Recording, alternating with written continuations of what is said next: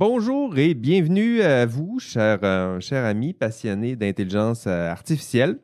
Jean-François Sénéchal, passionné lui aussi d'éthique, d'intelligence artificielle, et mon co-animateur cette semaine sera Frédéric Plamondon. Salut Fred. Salut, ça va? Oui, et notre invité cette semaine, aujourd'hui à IA Café, on commence avec notre un ancien chercheur, maintenant un artisan, un travailleur acharné, expert, conseiller, Darwin Brochero. Je vais rouler mon R en plus. Oui, c'est Salut, ça. ça va bien, Darwin? Ça va très bien, et toi?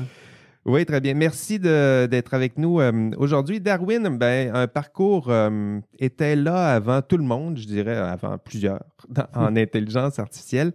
Fait un bac d'abord en génie civil à l'Université nationale de Colombie, maîtrise en ressources hydrauliques à l'Université nationale de Colombie toujours. Donc, ressources hydrauliques, là, ça reviendra dans notre discussion. Donc, passage génie civil et ressources hydriques et hydrauliques. Oui. Doctorat, ici même, à l'Université Laval, en génie civil, doctorat. Et depuis, il s'est transformé il aime bien se décrire comme un data scientist, donc un expert et spécialiste des données, hein, quelqu'un qui est capable de voir le plein potentiel des données. Entrepreneur, hydro-informatique, c'est des mots que j'ai vus, là, il va falloir les définir, mais sont associés à toi. Consultant, spécialiste, machine learning, donc apprentissage machine, ça reviendra au cours de l'entrevue également. Occupé, Darwin, en ce moment? Oui, pas mal. Travaille fort? Heureusement, oui. Tu travailles toujours en intelligence artificielle? Toujours en intelligence artificielle. Bon, d'abord, salut Fred. Salut, ça va Darwin? J'étais gêné parce que je ne t'ai pas salué tantôt. Donc, mais je suis un peu gêné de ta présentation, en fait. Moi, quand ils disent que tu es l'expert en tel domaine, je me sens gêné. Là. Parce qu'en fait, le domaine est très vaste. Puis quand on parle d'un expert, je me sens comme un peu un David avec un Goliath. Est-ce que tu te sens, est-ce que tu te décris comme travaillant en intelligence artificielle ou tu aimes être plus précis ou comment ça fonctionne? Cette expression-là, est-ce que tu l'aimes, intelligence artificielle? Non. Moi, Pourquoi? je l'aime pas. J'aime beaucoup plus machine learning. Mais disons que je dois quand même profiter de la vague qu'il y a de l'association. Il y a une vague? Oui. De l'association de mon travail avec l'intelligence artificielle. Mais une fois, je suis en confiance avec les clients. Une des premières choses que j'ai dit, c'est, écoute, on va faire le machine learning. Puis comment tu distingues les deux avec ton client? Comment tu lui expliques ça, la distinction entre intelligence artificielle, machine learning? Tu décris ça en quelques phrases, j'imagine, maintenant, quand tu as des clients. Oui, c'est ça. Puis même, il faut la décortiquer, machine learning, deep learning, intelligence artificielle, data mining. Il commence à venir à exploser les termes. Oui, c'est sûr. Donc, mais en fait, moi, l'intelligence artificielle à tant telle, c'est quelque chose qu'on sait par l'histoire, ça devient des années 50 avec Turing, puis avec toutes ces gars-là, qui essayaient déjà d'automatiser des processus cognitifs. Là. Oui. Donc, moi, quand je suis avec un client que facilement, je vois que c'est pas un processus cognitif que je vais essayer à déployer avec une machine. OK. Là, je brise tout de suite les mots intelligence artificielle. Je lui dis, écoute, on va faire du machine learning. On va prendre tes données. On va essayer à tirer des associations de tes données. Donc ça, c'est pas l'intelligence. C'est juste tes données, on va les faire parler. Prendre tes données puis mettre en place des processus pour faire parler des données. Là. Oui. Et faire comprendre aux clients des choses qu'ils n'auraient pas compris tout seul en observant ces données. C'est, avec les projets que j'ai eus, en fait, une des phases la plus jolie que je vois, c'est la phase de découverte des connaissances. Une fois on met en place des outils, parfois les clients disent « mais je n'avais jamais pensé que ces variables-là auraient une influence sur tel processus ». Donc là, c'est la découverte des connaissances. Puis moi, c'est un des moments que j'adore le plus de tous les processus. Le moment où tu as réussi à faire parler des données qui autrement n'auraient jamais parlé. Là. Et à faire la découverte. Disons, la découverte, c'est là où je me place comme un scientifique, en fait. Puis tu as commencé quand, comment, dans quel contexte ta carrière de chercheur dans ce domaine-là de machine learning? C'est assez spécial, mais en fait, je dois avouer que de plus en plus, je vois les profils des chercheurs d'intelligence artificielle, puis sont pas mal de profils qui ont presque rien en commun. C'est vrai. Donc, moi, de ma part, moi, j'étais en génie civil. Puis, à cette époque-là, j'ai travaillé surtout à la conception de ces structures. OK. Puis, j'étais toujours comme un gars de défi. Donc, moi... Des structures qu'on connaît, là, des structures de des béton structures de et d'acier. métal, de béton, d'acier, Ok, ouais, c'est ça, de bois. Puis je dirais que quand moi, j'ai choisi ces domaines-là, ça a été parce que l'université, c'était comme les domaines les plus difficiles. Donc, je me cherchais toujours des défis. OK, toi, tu as choisi, tu es allé dans cette branche-là parce que tu t'es dit, ça va être vraiment difficile, je vais être heureux. Ouais. C'est un drôle, bizarre. Ça a été un peu comme oui, c'était une drôle de façon d'aborder les choses. C'est pas la façon toujours de mes enfants d'aborder moi, j'aborde les vie, sujets que je considère comme des défis. Donc, oui, c'est un peu spécial, je dois l'avouer. En finissant mon bac, en fait, à la dernière étape, je suis allé à une conférence de génie. Okay. Puis, un des domaines, en fait, génie, on peut penser génie à plusieurs branches, génie civil, plusieurs branches. Puis, une de ces branches-là, c'est l'environnemental. Okay. Puis, l'environnemental, quand on parle des séries environnementales, c'est une des choses les plus complexes à modéliser. C'est vrai. Donc, quand tu as plusieurs données, tu as plusieurs impondérables, difficiles à mesurer. Plusieurs processus complexes, définis aléatoires, complexes. La physique en arrière, c'est très complexe. C'est vrai. Donc, mais moi, à l'université, je n'avais pas ce feeling au bac. Parce qu'en fait, à mon université, l'environnemental, c'était plus légère, plus de conception de structures hydrauliques faciles. Okay. Donc, je n'avais pas ce feeling, disons, modélisation série environnementale. Puis, quand tu es arrivé à cette conférence-là... Il y avait un gars qui présentait, c'était en 2003. Un gars présentait, lui, il avait fait son doctorat à Berkeley, puis lui présentait en conférence la prévision des devis avec des réseaux neurones. C'était en 2003, puis je trouvais le sujet fascinant. Je trouvais comme, wow. Puis, toi, on te parle de réseau de neurones, puis tu trouves ça fascinant. Qu'est-ce que tu trouvais fascinant?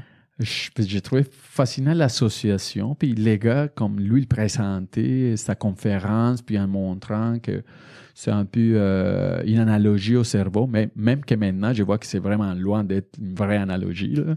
Mais l'idée, en fait, je trouve que c'est un bon pitch de vente. Là. Mais... C'est vrai que c'est un bon pitch de vente. Ouais. Ça tient plus de la métaphore. Plus qu'une analogie, c'est une métaphore. Ça. Mais je me permets de faire une parenthèse, on reviendra à la conférence, mais cette métaphore-là du neurone, je veux dire, s'il y a bien quelque chose de difficile à comprendre d'un point de vue biologique, c'est bien un neurone. Là. Mais oui.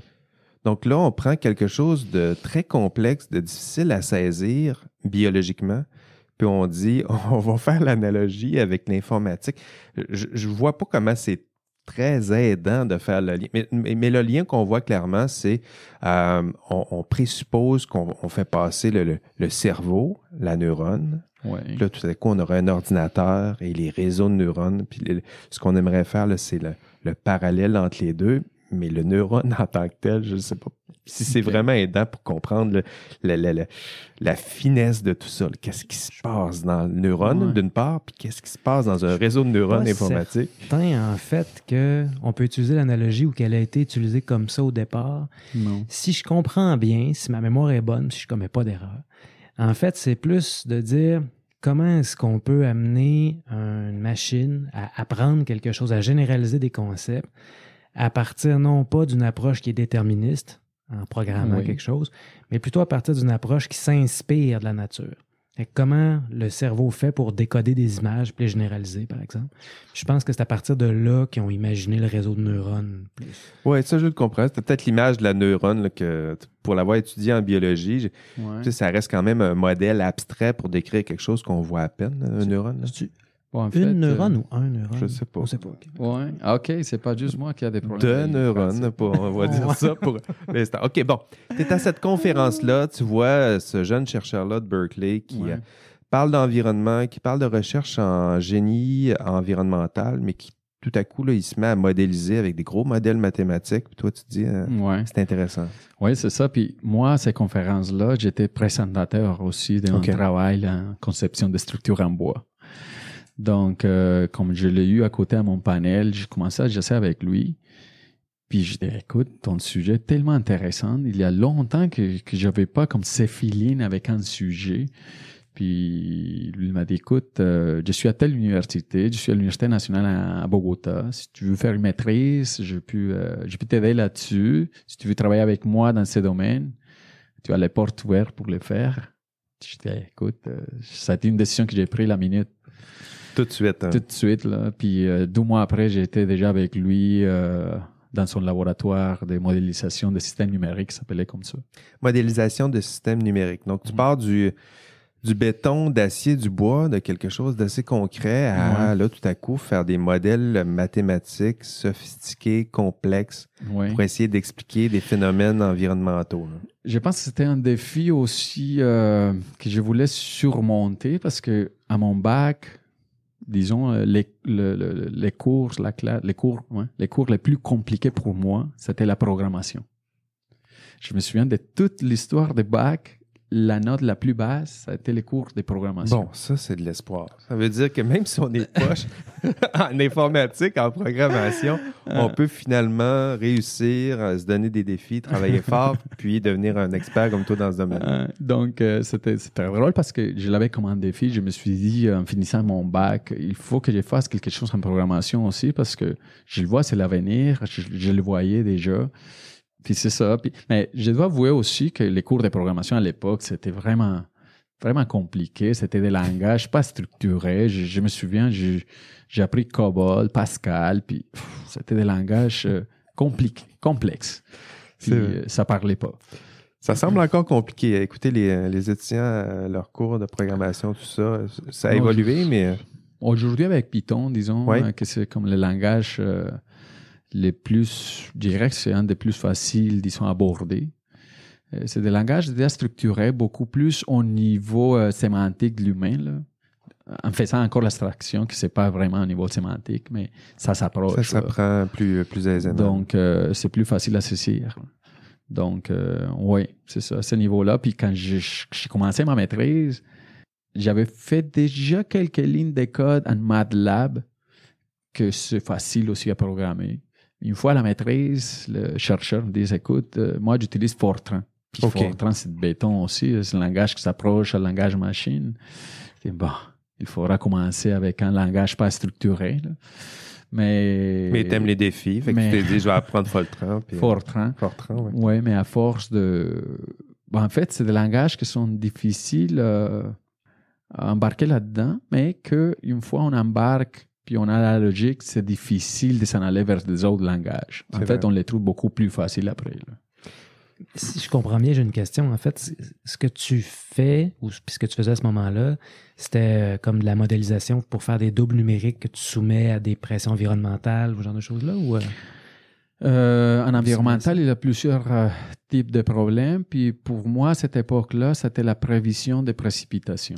Bon, on y arrive. Là. Je pense que ça va être plus concret, là, c'est-à-dire que c'est intéressant aussi ce que tu vas nous expliquer. C'est un vrai modèle concret là, des fonctionnements d'à quoi ça peut servir. Je pense que là, on en a un modèle. C'est pas le modèle classique qu'on nous explique toujours, là, mais là, ici, c'est une application. Comment on peut utiliser l'intelligence artificielle, donc avec la programmation, tous les termes que tu nous as mentionnés. Mais là, ici, dans un domaine assez concret, c'est les prévisions météorologiques. C'est dur à prononcer à cette heure-là. Hydrique, donc transformer les précipitations en débit, j'imagine, puis après ça, essayer d'anticiper comment tout ça va influencer l'accumulation d'eau et l'hydroélectricité, j'imagine qu'on doit servir de modèle comme ça pour essayer de calculer les... Donc toi, explique-nous à quoi ça ressemble, comment on peut se servir de l'intelligence artificielle pour modéliser tout ça. On commence par où, là? On commence un peu pour comprendre les processus. Bon, on connaît tous le cycle de l'eau, là. Le cycle hydrologique de l'eau, mais donc on s'en va vers l'atmosphère. Donc, la précipitation, c'est au niveau atmosphérique. Les débits, c'est au niveau déjà la surface du sol. Donc, mais en commençant par le processus précipitation, il y a vraiment une panoplie de variables associées, le médiateur relatif, dans tous les sens. Il y a l'albédo. Bon, en fait, j'ai pu décrire 12-20 variables différentes associées. Disons, le plus important, la température, l'humidité relative, puis même les prévisions des jours précédents, si on parle de la prévision journalière. Donc, il y a toujours des séries qu'en statistique, on parle de séries persistantes, c'est-à-dire que quand les journées sont pluvieuses, il y a la tendance que la journée d'après va être aussi pluvieuse. J'imagine que c'est toutes des données là, qu'on accumule, puis c'est ce genre de données-là dont on sert pour nous prédire s'il va faire beau en fin de semaine ou pas. Là. Donc, les modèles à la base, parce qu'une question qu'on se pose souvent, c'est mais comment on fait maintenant? Donc, pourquoi utiliser l'intelligence artificielle s'il y a déjà des modèles en place? Donc, c'est une bonne question. Puis, c'est la première question que je pose dans tous mes projets. C'est, est-ce qu'il y a un modèle de base déjà implanté?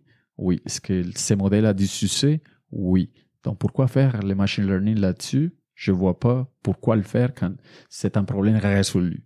Parce qu'en fait, une des choses abordées toujours sur le machine learning, lui, la technique va être appréciée tant qu'on démontre la valeur. Mais si c'est pour les fun, je le fais pas. Donc, ça prend un problème, là, quelque part. Ça prend un problème, là. Ça prend un problème. Donc, ça prend un problème, ça prend l'idée qu'on a un problème, notre modèle en ce moment n'est pas satisfaisant, puis peut-être que si on implante du machine learning, on va améliorer notre système. Tout à fait. Donc, dans les contextes de la prévision-précipitation, c'est un problème difficile. Puis, les modélisés, il y avait toutes les équations physiques des navires stock, puis tout ça, mais c'est complexe à modéliser, ça prend du temps de calcul. OK. Puis, il y a beaucoup de variables, donc ça veut dire que l'espace paramétrique pour chercher les bonnes étapes est complexe. Okay. Puis, à la fin, on arrive à des modèles prévisionnels qui ne sont pas si bons. Donc, les problèmes étaient là. Donc, on est capable de faire des prévisions, mais des prévisions hydrologiques, mais nos prévisions n'étaient pas satisfaisantes. Il y a des contextes où sont moins satisfaisants que des autres. Disons, à Québec, j'ai trouvé que les prévisions sont tellement bonnes. En fait, bon, ça dépend. Mais Environnement Canada, je considère que ces prévisions sont bonnes. Mais c'est parce que les contextes géographiques, c'est facile. On voit avec les radars comme la précipitation s'en vient. Mais dans les contextes de pays montagneux, c'est pas si facile. Où les conditions climatiques changent d'un moment à l'autre. Ces projets-là, c'était dans ces contextes montagneux où les conditions changent facilement. Donc là, le projet sur lequel tu as travaillé, c'est un modèle comme ça, là. C'était pas ici, d'abord? Non. Pour le projet à la maîtrise, j'étais en Colombie. Ah, c'était en Colombie. Donc, dans un milieu où, là, le modèle n'est pas très efficace pour faire des prédictions. Pas très efficace, mais en plus, l'implication sociale de ne pas avoir de bonnes prévisions, c'est mesuré en quantité de morts. C'est un contexte différent. C'est pas les sols inondés. C'est pas les assurances. C'est pas juste tes fins de semaine, ton beau fin de semaine prévu qui est gâché. Là, c'est des morts. Oui, parce qu'en fait, la prévision, c'est le déclencheur des glissements de terrain. Puis quand on parle de territoire montagneux, c'est le glissement de terrain plus l'eau, donc ça fait des barrages, disons, artificiels, puis qu'à un moment donné, ça lâche, puis c'est fini. OK, donc les modèles, tu travaillais sur un modèle de prévision, améliorer les prévisions hydriques pour éventuellement éviter ce genre de catastrophe-là. Oui, puis d'implémenter du machine learning, ça a permis effectivement d'améliorer la situation? C'était un défi à plusieurs... on peut aborder ces défis de plusieurs angles. Puis la première, c'était comme de l'aborder avec les machine learning. C'était assez nouveau aux années 2000. J'ai commencé en 2004 ces projets-là. OK. Donc, même j'utilisais Réseau Neuron, mais surtout des autres modèles, des arbres de décision, des logic flux, des colonies de fourmis. Donc, des colonies de fourmis, qu'est-ce que tu veux dire? Ouais, ça. Bon, en fait, il y a des modèles inspirés pour des autres processus naturels. OK. Dans les colonies fourmis, c'est un de ces modèles qu'on parle évolutionnaire. Donc, ils vont essayer à faire l'analogie de comment une fourmi va trouver le schéma optimal pour trouver la nourriture. OK. Tu vois, au départ, ils sont tous random. Oui. À un moment donné, tu vois que toute la colonie fourmi, c'est une ligne presque droite. Là. Oui. Mais ça, il y a un processus naturel dirigé vers... qui est orienté avec je ne me souviens pas les noms en français, phéromone peut-être. Là. Phéromone en français, oui. Donc, puis ces tracés de phéromones, c'est un processus intelligent que toutes les fourmis vont faire en même temps. Donc, il y a des algorithmes qui s'inspirent de ce processus-là pour partager l'information entre les agents qui cherchent l'information pour optimiser un processus. C'est intéressant, ce processus-là. Oui, c'est très intéressant. Puis comme ça, il y a les algorithmes de colonies d'abeilles. En fait, les algorithmes évolutionnaires à temps tel, c'est un autre domaine très large en intelligence artificielle qu'à date, je trouve un peu isolé puis que c'est devenu très à la mode, le deep learning, ça prend toute la place. Là. C'est vrai que c'est ça qui est tendance en ce moment. Oui. Mais c'est intéressant aussi ce que tu décris. Donc, on utiliserait des modèles pour apprendre de ce que un regard externe pourrait comprendre comme étant un peu du chaos. Il n'y a pas vraiment de sens dans tout ça. Mais avec de l'intelligence artificielle, du machine learning, on pourrait faire du sens trouver des patterns qu'un œil humain pourrait pas nécessairement avoir. Ça se peut-tu? Tout à fait, c'est ça. Nous, comme humains, on est quand même limités quand on manipule plusieurs variables en même temps. Donc, c'est là où le machine learning va faire parler les données pour nous montrer que de tout cet espace de plusieurs variables, plusieurs phénomènes en même temps, on va choisir quels sont les plus importants et comment ils sont associés, où sont les patterns. Là. Donc, c'est ça. Là, de notre point de vue, ça semble carrément aléatoire ce qui se passe. C'est le fruit du hasard.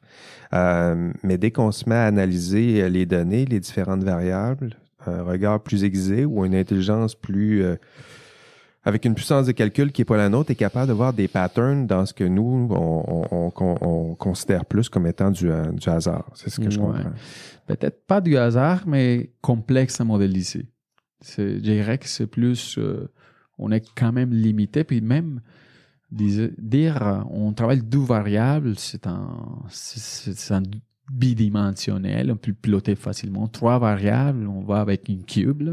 Mais 4, 5, ça commence à devenir complexe, mais quand tu as 100, 200 variables, c'est comme intraitable. Hein? Intraitable. Trop complexe, c'est ça. Puis typiquement, un projet d'intelligence, de machine learning ou d'apprentissage automatique comme ça, c'est combien de variables? C'est une bonne question. Ça dépend de chaque projet, mais au départ, en fait, une des premières phases exploratoires, un projet en apprentissage automatique, je veux commencer à parler d'apprentissage automatique, on est en français. Hein. Donc, en fait, la première phase, quand je parle avec les clients, c'est je vais prendre ton expertise, je vais te faire parler, puis je vais prendre en note toutes les variables que je vois de ton discours. Puis toutes ces variables-là, c'est les bassins de variables pour mon projet. Okay. Donc, on va explorer ces bassins-là. Puis parfois, je présente au client, regarde, ça c'est ton discours. J'ai sorti de ton discours telle quantité de variables. Puis lui, il dit, mais à ces variables-là, il y a 2 autres, 4, 5 variables associées. Ça. Mais je dirais que dès le projet que j'ai travaillé, on tombe sur une vingtaine de variables pour les projets les moins complexes. Puis pour les projets les plus complexes, on tombe facilement sur les milliers de variables.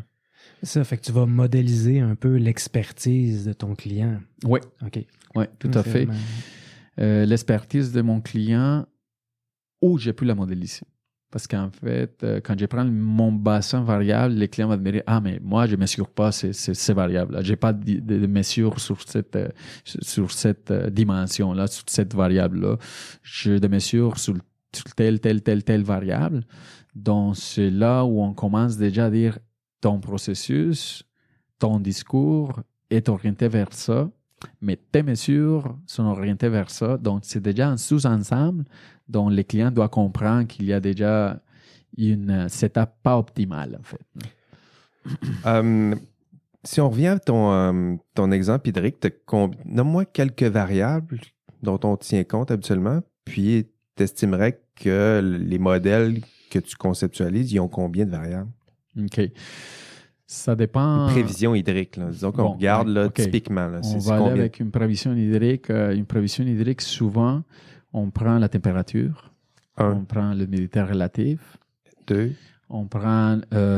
ça, c'est à différentes hauteurs sur l'atmosphère. Donc, souvent, on peut faire 10 hauteurs différents OK. parce Donc, que on ça est rendu change. 10 variables d'humidité relative. 10 Ouais. OK. Oui, c'est ça, des températures. Puis, on fait une fenêtre glissante. C'est-à-dire, si je veux prévoir la précipitation demain, disons journalière, c'est plus facile quand ils sont agrégés, là.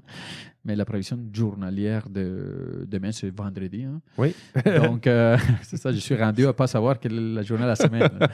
Donc, on prend toutes ces variables-là avec un décalage, disons, une semaine. OK, on Donc, est rendu toutes à 20. ces variables-là, Ouais. qu'on avait 20, on l'a On fait multiplié varier par sur 7. 7. 20 fois 7. C'est ça. OK. Puis là, on se met à calculer. OK, on fait que ça en OK. fait des variables. Oui.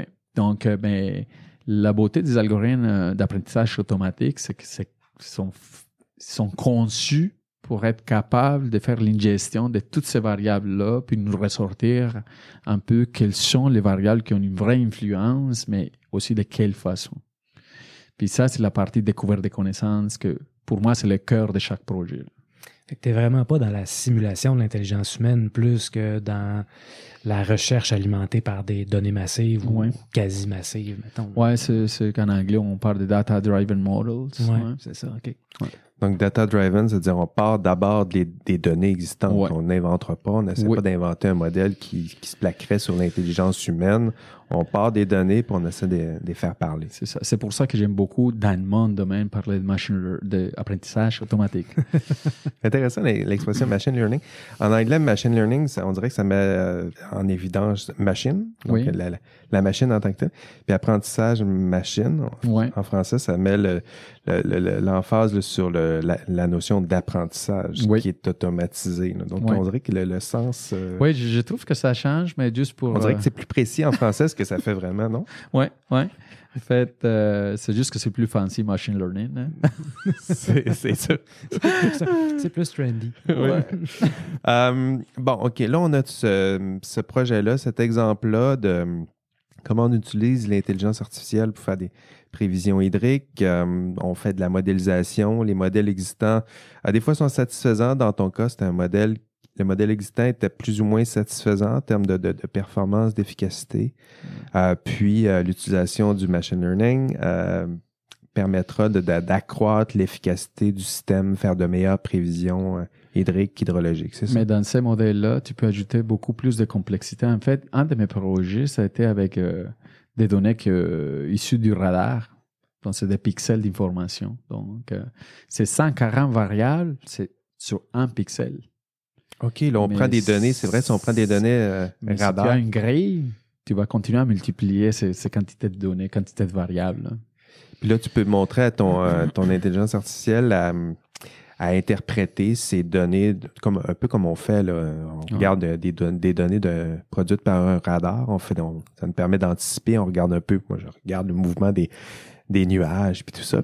Mais tu peux apprendre aussi. C'est une des variables aussi que j'avais oublié, c'est la direction du vent. La direction du vent, c'est une autre belle variable qui complexifie les choses. On a tendance dans le discours à nous faire des peurs, je dirais, avec l'intelligence artificielle. Là, tout à coup, on est proche de la singularité, puis on va perdre le contrôle. Dans ton cas, ça semble assez concret, appliqué. C'est quoi les bénéfices que tu as vus à court, moyen terme d'une application de l'intelligence artificielle dans ton domaine? Dans le domaine hydrométéorologique, je l'ai vu heureusement, en fait. La vraie vie, ça nous a montré les derniers systèmes d'alerte des crues qu'on avait développés avec des algorithmes d'intelligence artificielle. Lui, il a émis une alerte. C'était l'année passée, on l'avait développé à la fin, en janvier 2019. Là. Okay. Puis à peu près en mai 2019, ce système d'alerte des crues dans ces régions montagneuses là, a mis une alerte. Puis ils ont évacué la population de ces régions-là. Puis il y a eu vraiment un effet tout de suite parce que après la crue, c'est 10 maisons qui étaient disparues. Ah oui? Donc, on l'a vu tout de suite comme en place, là, les avantages. Puis, en fait, ces modèles-là qu'on avait développés, un groupe de chercheurs a gagné des prix en Colombie par rapport à sa performance, sa façon d'implanter aussi, parce qu'en fait, c'était une implémentation. Je pense une implantation rapide. Là. Okay. C'est des modèles aussi, un des avantages de modèles en apprentissage automatique, c'est que, comme ils sont basés sur les données, on les capture, on implante tout de suite pour avoir une réponse tout de suite à la milliseconde, peut-être. Hein? Donc, ça nous donne déjà beaucoup d'avantages sur les modèles physiques, conceptuels, disons, populaires. Parce que ces modèles-là ont besoin quand même de quelqu'un qui va nourrir les modèles presque à la main. Puis, Ah oui? Puis on peut les automatiser, mais c'est beaucoup plus lourd. Donc, puis c'est beaucoup plus lourd aussi à rouler. OK. Tant qu'ils sont basés sur la physique, ils doivent résoudre plusieurs équations qui ne sont pas faciles à résoudre. Mais tu disais que le modèle développé a permis déjà générer automatiquement une alerte. Oui.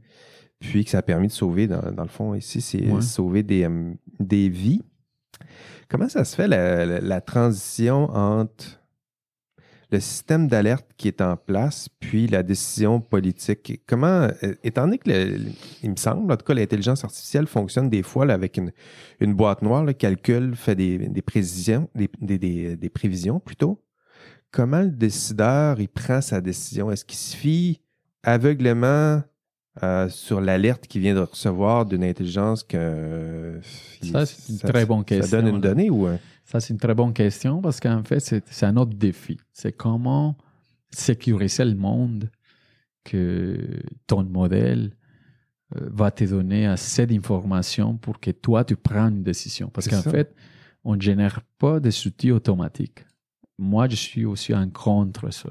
On génère des outils à l'aide à la décision. C'est ça que mes projets, tous vont vers là. En fait, ça doit être toujours l'humain qui prend une décision, puis qui doit prendre l'information que les modèles lui donnent pour dire oui, ça a l'allure, non, il y a quelque chose de bizarre ici. Puis aussi, on lui donne juste pas une sortie de écoute, demain, il va avoir un creux autant de mètres, autant de risques. C'est ça, on va lui donner aussi comme une probabilité que cet événement-là se produise. Donc, c'est à lui de juger si avec ces probabilités, il peut prendre les risques. Donc, moi, je génère pour tous les projets un outil d'aide à la décision. C'est ça. Donc, faire parler les données le plus possible, les faire parler, faire du sens avec les données, faire générer de l'information pour le décideur. Oui. Qui, lui, sera en même de recevoir cette information automatiquement générée pour prendre des décisions plus précises, plus efficaces. Dans le contexte de ces projets-là, il y avait comme programmé quand même que si les modèles, parce qu'en fait, les modèles marchaient en temps réel.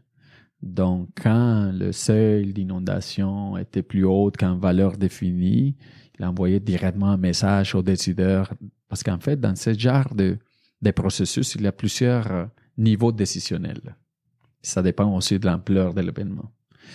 Donc, on programmait, mais ça, c'est pas du machine de l'apprentissage automatique, mais c'est comment gérer les réponses de ton modèle d'apprentissage automatique. Okay. Parce que ça peut jouer un mauvais coup aussi quand toi, tu mets en place ce genre de modèle, puis tu le laisses automatique, puis il y a beaucoup de faux positifs dont la communauté, à un moment donné, va dire, écoute, le système d'alerte toujours est en train de donner des alertes. Des alertes, donc on s'en fiche, disons, de ce système-là. Puis ça, c'est très négatif pour un système. Là. Ouais, ça serait ça le danger. Là. C'est comme si le système criait toujours au loup, en fait. Au loup, puis finalement, au moment qu'il y a le loup, on le croit plus. On le croit plus. Mais c'est pour ça, tantôt, on parlait d'aide à la décision. Une des choses mon domaine, c'est plus la gestion des ressources humaines. Quelque chose qu'on voit dans l'analytique RH, par exemple, ou dans la gestion des ressources humaines propulsées par la donnée, c'est souvent que ces outils-là d'aide à la décision provoquent comme une délégation du jugement, c'est-à-dire que le décideur ou la décideuse qui reçoit le résultat de la machine a tendance à considérer que ce résultat-là, il est bon, que cette prévision-là est objective, puis il ne va pas oser critiquer ce résultat-là, si on veut. Fait qu'il va le prendre tel quel. Mais là, ce que j'entends, c'est que non seulement on fait bien de faire confiance aux résultats de la machine, mais en plus, ils sont pensés de façon à donner des outils aux décideurs ou à la décideuse pour être capable de prendre une décision éclairée quand le résultat se présente ou quand la prévision est donnée, puis que ça dépend aussi d'une bonne gouvernance de l'information. Tout à fait. La gouvernance est clé. En fait, souvent, c'est un sujet laissé à côté. Puis les équipes, c'est qu'on se focus juste sur la modélisation mathématique, les meilleurs modèles, la meilleure performance, tout ça. Mais ils laissent de côté comment tes résultats vont influencer les personnes ou les processus qui suivent. Mm-hmm. Donc, cette gouvernance-là, de la mettre en place avec ton modèle, pour moi, c'est un incontournable. Les deux doivent aller de pair, finalement. Oui, c'est à la même valeur, même pour moi.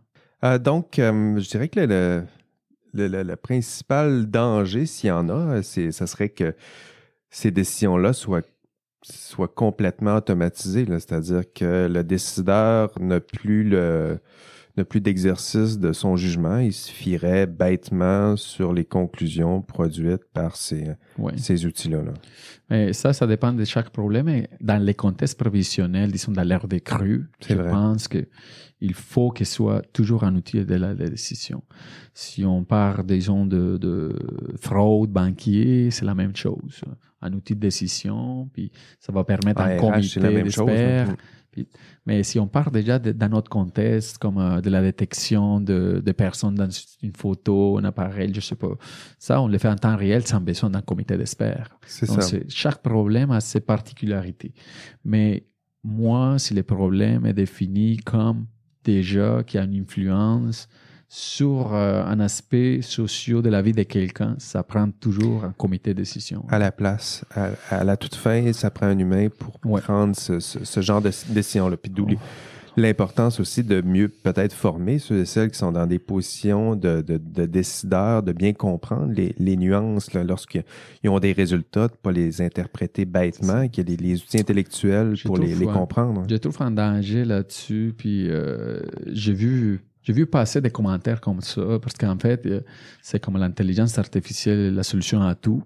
Puis parfois, avec l'intention de vendre un produit rapidement, ils le vendent comme un outil sans erreur. Puis ça, c'est pas vrai. Dans la nature des processus en intelligence artificielle, en fait, l'erreur, c'est le cœur de l'apprentissage. C'est vrai. Donc, même avec les machines, c'est le cœur de l'apprentissage. Même avec les machines. En fait, on apprend toujours de l'erreur, même les algos.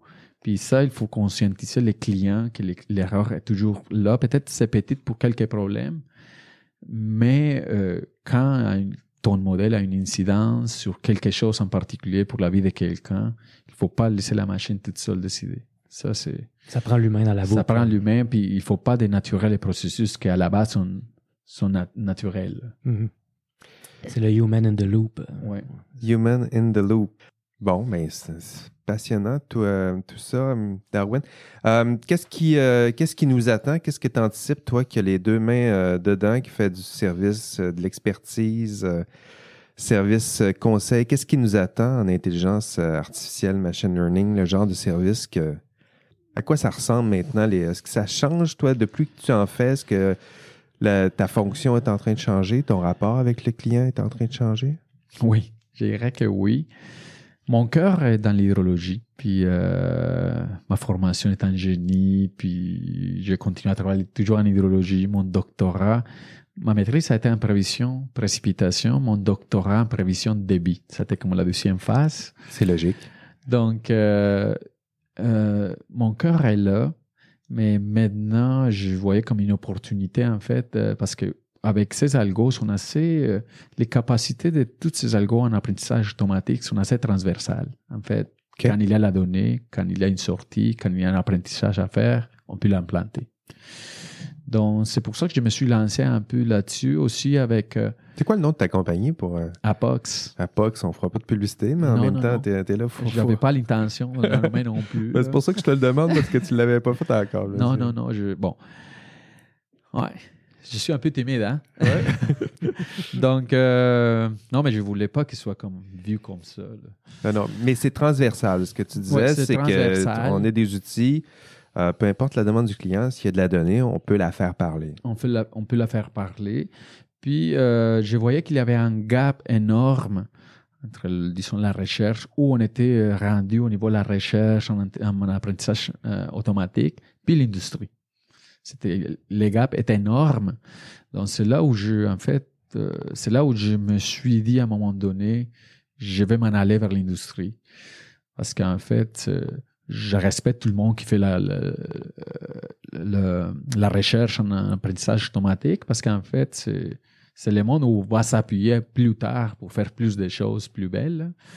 Mais je considère qu'il y avait aussi un gap énorme qu'il a fallu faire quelque chose là-dedans. Okay. C'est là où j'ai décidé de compartir ma compagnie puis dire ça va avoir deux effets. Le premier, moi, je suis à la base quelqu'un qui s'intéresse pour plein d'affaires. Oui. Donc, ça va me permettre comme de vraiment combler, disons, ces besoins-là. Oui. Disons, maintenant, j'ai plusieurs projets, puis j'ai des projets vraiment divers. Tous les projets sont différents. Quel genre de domaine? Là, on n'est plus dans l'hydrologie. On s'en va dans quel domaine? Je ne suis pas en hydrologie. Peux-tu en parler? Sans donner d'exemples, mais ça peut aller vers quel domaine? C'est ça, j'essaie à chercher mes mots parce que je ne veux pas vraiment... J'ai descendu de confidentialité, en fait, mais un des problèmes, c'est un fraude assurance. Fraude assurance. Oui. L'autre problème, c'est comment automatiser des demandes des clients. Je ne veux pas en parler plus. Là. OK. Des clients de quoi? Des clients de quoi? On ne le saura pas. Oui.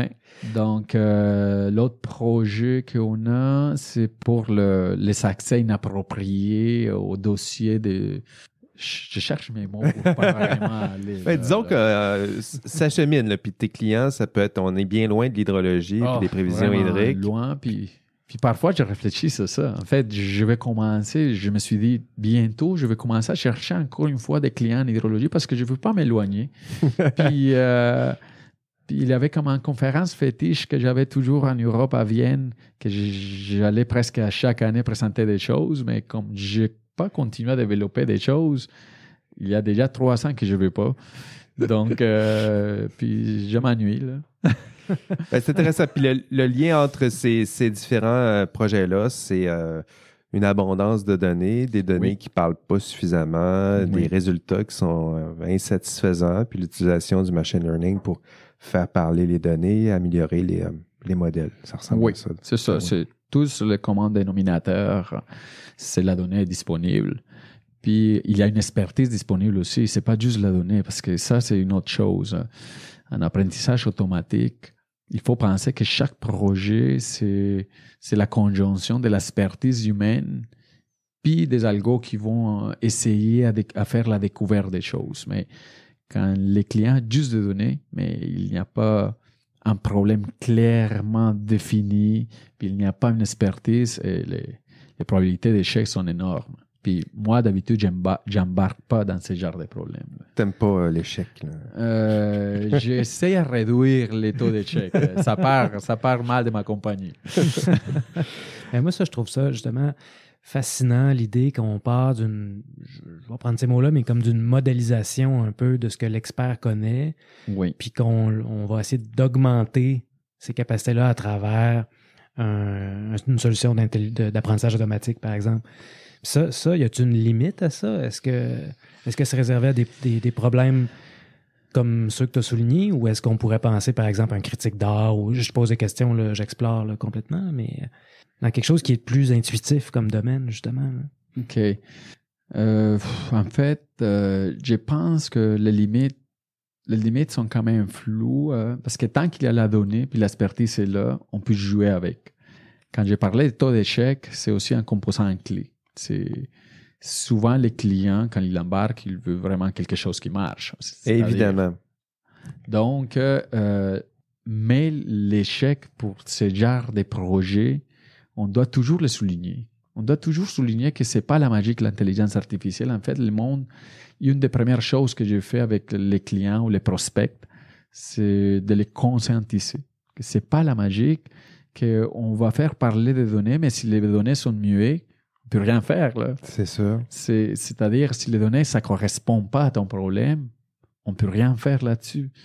Donc, il y a les côtés éthiques aussi. En fait, j'ai embarqué avec des projets où j'avais les données au départ, puis je lui dis à client, écoute, je veux pas embarquer dans ces projets-là parce que je vois pas qu'il y a un vrai potentiel là-dedans. c'est mieux que je te suggère de prendre tel genre de mesures, de tel genre de variables, puis après, on embarquera là-dessus. Mais dans l'explosion de l'IA, je dirais que le côté éthique aussi des consultants est un sujet critique. C'est vrai. C'est un sujet critique tant que c'est répandu partout que l'intelligence artificielle peut tout faire. Mhm. Puis moi, je considère que là, il est en danger. Puis il est en danger pour notre profession aussi. Parce C'est que vrai. ça part mal de nous. À un moment donné, ça peut commencer à parler de mal. En fait, j'imagine que dans peu d'années, il devrait avoir comme un serment d'Hippocrate, mais pour l'intelligence artificielle. Pour ceux qui y travaillent en disant nous vous promettons ne jamais nuire, puis faire une vraie promesse, le Ouais. vrai serment, pourquoi pas? Pas que ça Ouais. vienne des charlatans qui vendent de l'huile de serpent numérique. Là. Mais oui. Mais oui. Ça mais pourrait oui. ressembler à ça éventuellement. Il y a tellement un buzz, j'imagine que tu n'es pas le seul à offrir ce genre d'expertise-là. Puis j'imagine qu'on doit en croiser qui ne maîtrisent pas nécessairement les outils de la bonne façon, ou, j'imagine. Il y a, c'est comme dans n'importe quel domaine, hein. Il y a de tout genre de vendeurs. Puis c'est vrai que l'apprentissage automatique, ça nous laisse une panoplie de modèles qu'on peut faire plein de choses, mais dans les pires des contextes, on va juste dire au client, ben écoute, toutes les données que tu avais, je les ai regroupées, tel genre de données ont tel genre de comportement, puis peut-être pour les clients, c'est assez. Pour les clients, on va dire, ah bon, on a trouvé quelque chose avec l'apprentissage automatique, là. Puis, mais c'est bien gérer les attentes. En fait, c'est ça. C'est bien gérer les attentes du client, puis de le faire voir à quel point il y a un vrai potentiel dans son information. Souvent, mes projets, je pars avec ça, un audit numérique. Donc, je vais aller voir les données qui sont déjà en place, puis ça semble à quoi. Qu'est-ce qu'on pourrait en faire? Qu'est-ce qu'on pourrait en faire? Puis après ça, je vais lui dire à client, OK, on peut faire tel genre de projet avec l'information que vous avez. C'est intéressant de voir les attentes. Tu as passé du monde de la recherche au monde du client, là. C'est-à-dire Ouais. que le client, il veut que ça marche. Oui. Il veut pas nécessairement comprendre. Oui. Il veut que ça marche. Puis de l'autre côté, tu as l'universitaire qui, lui, ça marche, mais c'est pas si intéressant ça. Nous, on veut comprendre pourquoi que ça Ouais. marche. Oui. Ouais, Fait que c'est deux mondes qui se marient mal, mais dans ton cas, ils se sont mariés. Là, ça a réussi à à faire du sens, les Écoute, deux. le domaine où j'étais à la maîtrise et au doctorat, c'est un domaine très physique. L'hydrologie, les précipitations, tout ça, c'est des modèles physiques à la base. Donc, juste pour moi, en fait, mon directeur recherche, c'était François Antil. Oui, François Antil, oui. Lui, il publiait des réseaux neurones aux années 90, là. Je pense 89 même, là. Ah oui, c'est vrai. Ouais. Mais lui, il était comme contre-courant. Parce qu'en fait, c'est un mode physique où tu arrives avec des outils mathématiques un peu perçus comme black box parce que tu peux pas en sortir la connaissance là. Tu as une bonne performance, mais tu sais pas comment interpréter pourquoi la Et performance. ça, cette black box-là, la boîte noire, pour la recherche, c'est pas intéressant. On veut comprendre ce qu'il y a dans la boîte noire. Oui, On veut c'est pas ça. juste dire, il y a une boîte noire, puis à la fin, ça fonctionne. Mais même dans les entreprises, c'est pareil aussi, là. C'est pareil parce qu'en fait, dans l'industrie, souvent, le monde, disons, les fraudes bancaires, hein, ils vont dire, mais oui, je détecte les fraudeurs, mais pourquoi ils sont fraudeurs? OK. Quelles sont les variables qui m'ont amené à ce genre de questionnement-là? OK.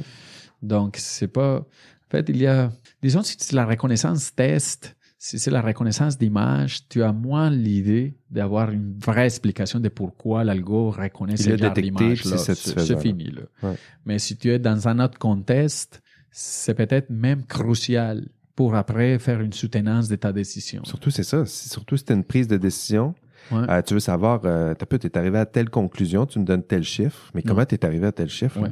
Parce que moi, ça m'aidera pour prendre ma décision. Oui, puis pour des questions d'imputabilité aussi, c'est de ça, à la fin, transparence puis d'imputabilité. À la fin, si c'est tu prends une important. mauvaise décision et quelqu'un qui va venir à rebours, puis sur quoi tu t'appuies? Mhm. Ben, moi, j'ai reçu un résultat, ça disait allons-y, puis j'ai dit oui. En matière d'imputabilité, ça ne tiendra pas. On doit avoir d'autres arguments. C'est pour ça que de faire parler tes données, ça devient intéressant pour le décideur. S'il y a de l'information, il est capable de dire je me suis appuyé sur telle donnée qui m'ont donné telle information en matière de probabilité, pourcentage, puis on a décidé de prendre ce genre de décision-là. Ça fait plus de sens. En fait, c'est la deuxième étape souvent pour les projets. La première, c'est l'audit numérique des bases de données, s'il y a des quoi. Mais la deuxième, c'est est-ce que vous voulez un modèle interprétable ou pas? OK. C'est la deuxième tout de suite. Puis les clients, souvent, ils disent c'est quoi que ça veut dire? C'est quoi un modèle non interprétable? Parce qu'ils pensent que toutes les choses sont interprétables. Pas avec l'intelligence artificielle. Ouais. Donc, puis souvent, ces questions-là, il doit la poser aux avocats, il doit la poser ailleurs pour voir comment ça marche après la décision, quelles sont les conséquences de la décision de notre modèle du point de vue légal. Donc, après ça, revient la réponse. Passionnant tout ça. Qu'est-ce qui nous attend dans 10 ans? Ça va ressembler à quoi? Oh my God, je ne suis pas Nostradamus. On est-tu capable de se projeter? Non, mais je vois l'explosion. L'explosion, en fait, on la voit déjà. Parce qu'on est dans la dernière fois avec notre dernière invité, Philippe Després. Lui, il voyait là, qu'on était dans le haut de la montagne. Là, on se préparait à une... On avait atteint un taux de saturation important, là, puis on s'en irait progressivement vers un nouvel hiver. Là. On en a eu plusieurs. Là. Toi, tu le sens où? Là? Ouais. Croissance, stagnation, décroissance. Je pense que je me suis posé ces questions aussi parce que j'ai une entreprise là-dessus. Là. C'est une question que j'aimais. Croissance, ça serait important pour toi. Ouais, mais je dirais que les marchés quand même vierges maintenant. C'est-à-dire, il faudra se poser la question en recherche puis en industrie. OK. En recherche, stagnation. En recherche, peut-être, on atteint les limites de stagnation où il faut même commencer à interpréter les choses qui ne sont pas interprétables. Je pense que ça, c'est l'avenir des 10 prochaines années. Dire, on va faire une intelligence artificielle interprétable. Parce que les modèles qui sont le plus performants aujourd'hui sont, en fait, dans plusieurs cas, ne sont pas interprétables. Donc, faire sortir de la connaissance. Il y a déjà un domaine qui s'implique, c'est assez nouveau. C'est de faire les modèles non interprétables, les faire devenir interprétables. Interprétables. Donc, je pense que au niveau de la recherche, je vois que c'est là où ça va focuser. Okay. Au niveau de l'industrie, comme il y a un gap assez... Je ne sais pas un gap en français, il y a un trou. Écart. Il y a un trou. Un écart. Un écart. Un écart, voilà. Une distance. OK. Il y a une distance assez considérable. Je pense qu'on n'est pas dans ce niveau de stagnation, en fait. On est plutôt dans le niveau de transfert de connaissances qui est déjà en recherche, qui est déjà donc une belle période de croissance. Alors, on va te souhaiter ça. Écoute, Darwin, je vois que je t'ai posé dans 10 ans. On voit que tu anticipes une belle croissance. Donc, on va te souhaiter... Il faut être positif, hein? Ben oui. On va te souhaiter que Nostradamus ait eu raison aujourd'hui, dans 10 ans, une belle croissance. Alors voilà, c'est tout. Ça fait quand même plusieurs minutes qu'on discute. Il faut s'arrêter. Merci d'être passé avec nous dans les studios d'IA Café Darwin Brochero. Merci Fred. Merci. On était là aujourd'hui. Merci Darwin. C'était le fun. Alors voilà, on se revoit au prochain épisode. D'ici là, on rêve peut-être de moutons électriques. Bye bye. Parfait, merci. Salut. Bye.